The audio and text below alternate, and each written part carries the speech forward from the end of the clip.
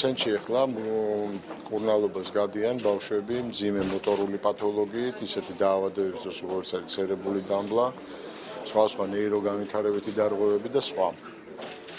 დღეს ცენტრი ემსახურება პაციენტებს ორი პროგრამით, ეს არის სახელმწიფო პროგრამა და აჭარის მთავრობის მიერ გამოყოფილი პროგრამა და სრული დაფარვა ხდება ფინანსურად ამ მიმართულებით.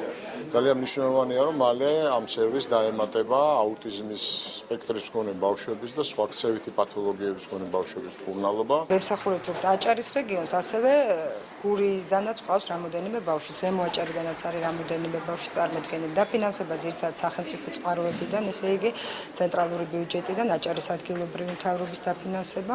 მულტიდისციპლინარული მიდგომა ყავს მრავალი დარგის სპეციალისტები, მაღალკვალიფიციური, დიდი გამოცდილების მქონე, რა თქმა უნდა, ესენი არიან ნევროლოგები, ორთოპედები, მეტყველების თერაპევტი, ფსიქოლოგი, რენტგენოლოგი. ახორციელებთ და სახელმწიფო პროგრამა ახორციელებს ცერებრული დამბლით დაავადებული ბავშვების რეაბილიტაციის პროგრამას. აქ კიდე მოიწყობა აუტიზმით დაავადებული ბავშვებისათვის რეაბილიტაციის ცენტრი.